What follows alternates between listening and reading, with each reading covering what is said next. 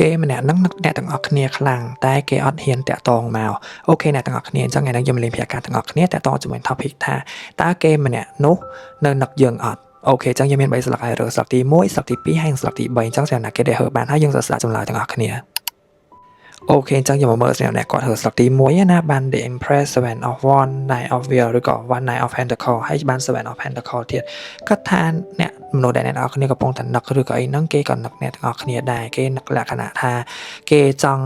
តាមដានជីវិតអ្នកនរគ្នាថាអតើឥឡូវជីវិតអ្នកនរគ្នាមិនហើយនៅ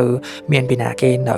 ឬក៏ចង់ដឹងថាអ្នកទាំងអស់គ្នានៅនឹកពីគេឬក៏សួរនាំរឿងគេឬក៏ចង់ដឹងរឿងគេអីទៀតអត់ចឹងណាគេចង់ដឹងពីខាងអ្នកទាំងអស់គ្នាដូចគ្នាហើយឥឡូវគេនឹកលក្ខណៈណាគេនឹកដែរតែគេព្យាយាមរកអីផ្សេងមកធ្វើដើម្បីបំភ្លេចឬក៏ប្រឡប់ពេលវេលាឲ្យវាដើរទៅមុខចឹងណាគិតថា energy នេះមើលទៅអាចនឹងពេលខ្លះនៅសុកឬក៏ម៉ោងនេះពេលនេះយើងពីមុនធ្លាប់និយាយមួយគ្នាធ្លាប់ដើរលេងមួយគ្នាធ្លាប់តែញ៉ាំអីមួយគ្នាតែឥឡូវហ្នឹងអាចបានធ្វើចឹងណាគេចង់ដឹងថាតើឥឡូវអ្នកនរគ្នាកំពុងធ្វើអីឬក៏គេនឹកពេលវេលាកន្លងមកចឹងណាអូខេអញ្ចឹងយើងមកបន្តសម្រាប់អ្នកគាត់ធ្វើស្លឹកទី2គាត់ថាមនុស្សដែលអ្នកនរគ្នាកំពុងតែនឹកដល់ឬក៏សួរហ្នឹងគេមានអារម្មណ៍ថា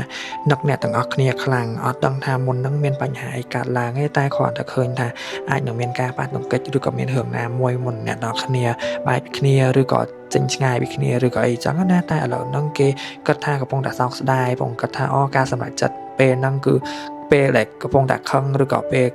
អារម្មណ៍ណាមួយដែលឥឡូវហ្នឹងធ្វើឲ្យស្ដាយក្រោយឬក៏អីចឹងណាមានអារម្មណ៍ថាចង់ត្រឡប់មកវិញចង់ប្រាប់ថានឹកអ្នកទាំងអស់គ្នាខ្លាំងតែមានអារម្មណ៍ថាអត់អាចធ្វើបានដោយ